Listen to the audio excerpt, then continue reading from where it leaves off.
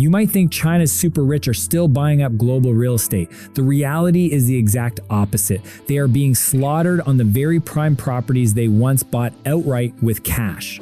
Right now, America's Blackstone is sitting on 2 trillion yen in dry powder. It is standing by, waiting to collect the corpses of these massive assets. So why has one of the world's safest havens turned into a wealth trap for China's ultra-wealthy?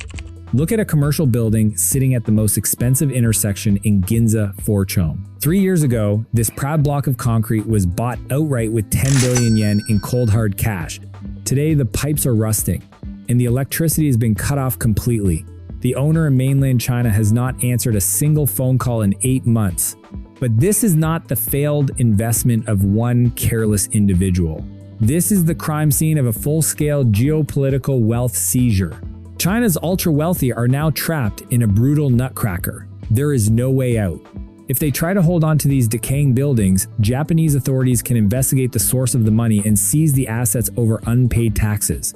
If they try to dump the properties and flee the market, they are forced to take devastating losses. No matter which path they choose, the ending stays the same. They end up surrendering these core assets to American financial institutions. They cannot stay inside the safe bunker, but they also cannot leave with their wealth intact.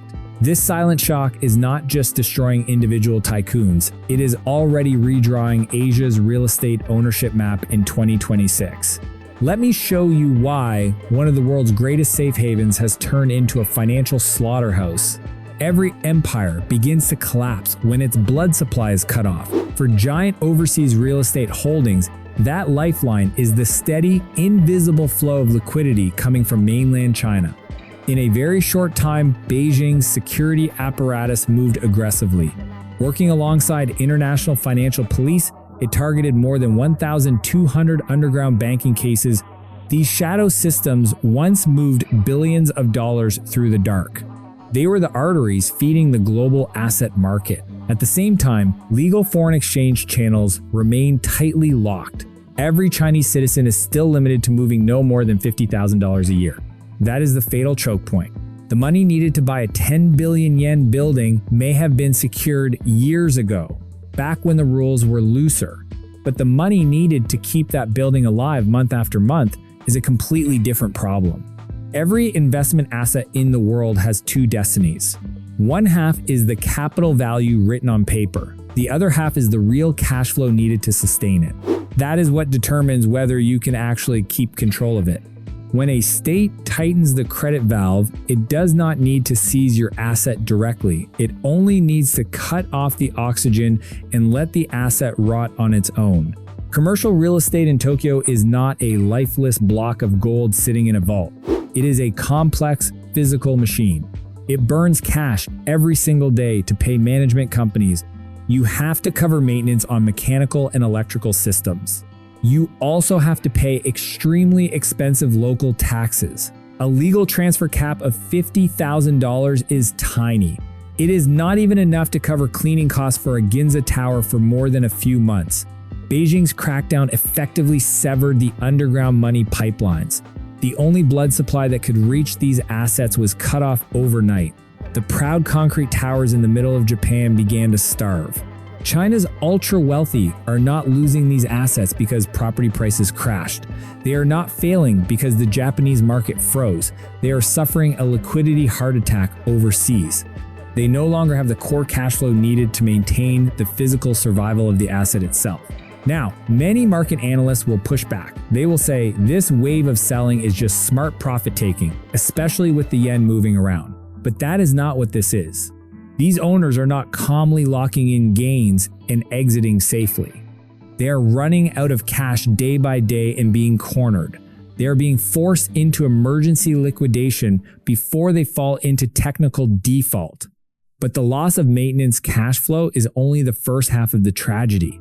The real nightmare begins when the host country steps in and starts asking questions. Picture a crumpled tax delinquency notice taped over the fog glass door of that Ginza building. This is the moment when Western legal transparency bares its teeth. The billionaire in mainland China sees the photo of that notice on his broker's phone, but he does not dare send even a single yen into Japan. Sending one payment now would be like turning himself into Beijing's anti-money laundering dragnet. The fear of exposing a cross-border laundering network is far greater than the fear of losing a building in Tokyo. So he chooses to become a ghost. He disappears and cuts off contact. But giant real estate assets cannot survive on air alone. Japanese property already offers very low real rental yields. After taxes, fees, and operating costs, returns fall to a little over 3%. Once the maintenance cash stops, physical decay begins. Cracks appear in the walls, pipes rust and leak everywhere. Tenants grow nervous and start leaving in waves. Vacancy rates at these buildings quickly jump to 25%. That is more than 3 times the market average. Local governments in Japan cannot let these concrete shells turn into public safety hazards. They have to step in hard. And this is when the legal nutcracker finally snaps shut. Japan activates its Land Use Management Act for foreign owners. This national security law is not just about collecting unpaid taxes. It requires owners to provide 15 categories of highly complex legal documentation. The goal is to prove the clean origin of every yen that entered the country. But the shadow money used to buy these properties was never backed by clean paperwork in the first place. If they try to disclose it, they incriminate themselves in cross-border money laundering. If they refuse, they face up to 2 years in prison or the seizure of the entire asset. The legal net is now closed from every direction. Many Western economists call this a natural cleansing of the free market. But this is not some fair process of market self-correction.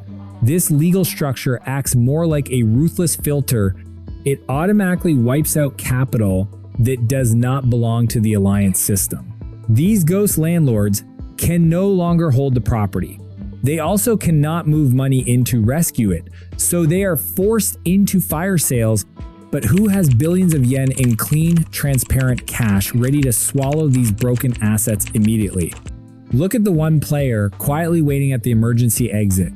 As China's ultra-wealthy panic and trample over each other trying to escape, only one force on the board has the power to clean up the battlefield: America's giant private equity funds, and the clearest example is Blackstone. The proof is simple. It has already prepared a massive war chest of 2 trillion yen in cash. That money is fully legal, it is transparent, and it is ready to deploy immediately. In a market being strangled by liquidity, cash is king. If you are the only person with an oxygen tank in a suffocating room, you get to decide the price of survival for everyone gasping for air. In truth, American funds are not just buying real estate. They are buying the desperation of their rivals. They are targeting the highest risk assets, cracking buildings in Ginza, abandoned land in Niseko. All of it is in their sights. They slash prices on prime land by a brutal 15 to 40%. Chinese tycoons have no bargaining power left. They grit their teeth and sign away core assets at giveaway prices just to recover a little cash. The liquidation process is savage. The American funds calculate every renovation cost down to the smallest detail. Buy a 10 billion yen building for 8.5 billion. Then tear it down, rebuild it, or fully restore it. Only giant pools of long-term capital can absorb that kind of physical risk. Smaller Japanese players have no choice but to walk away. The entire takeover stage is handed to Wall Street. And this is not the first time the world has seen this script.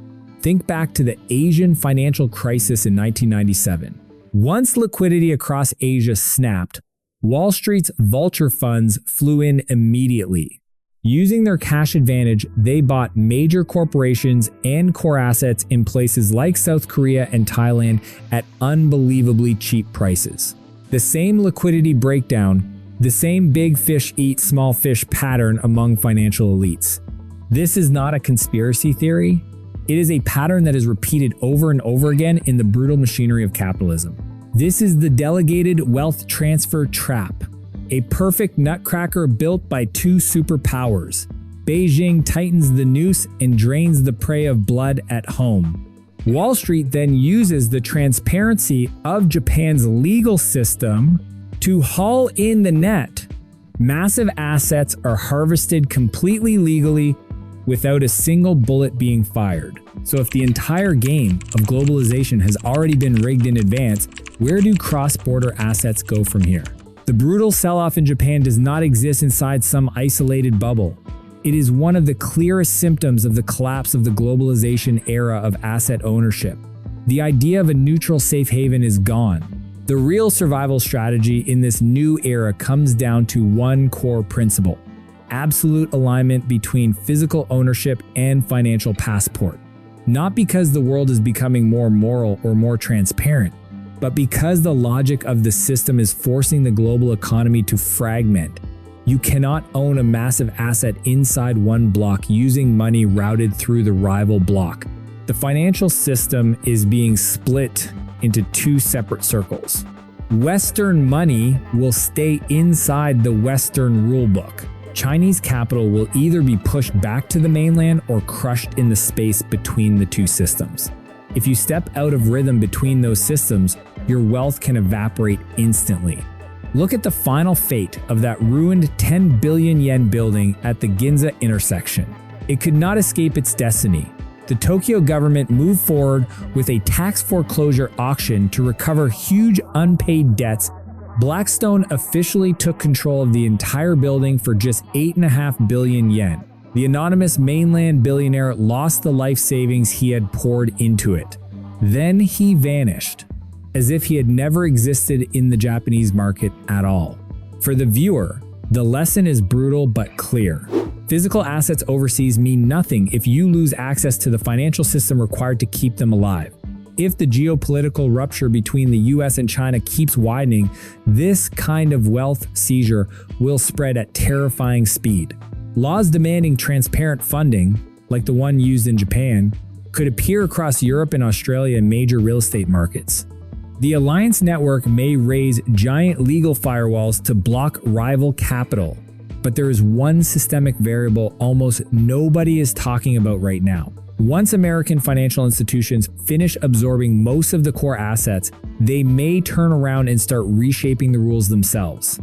Using soft power, they can influence local policy to protect their profits.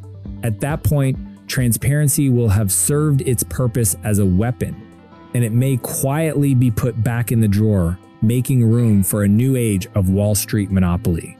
The lights are finally back on inside that Ginza building, but the rental income now flows to New York instead of Shenzhen. What you just witnessed is not the deflation of a normal property market. This is one of the most brutal forms of delegated wealth transfer. A system where legal transparency is weaponized and turned into an open machine for stripping away assets. The era when money could be safely hidden anywhere in the world is officially over. So ask yourself this: do your cross-border safe haven assets really belong to you? Or are they simply waiting for the next law to be passed before they officially belong to someone else?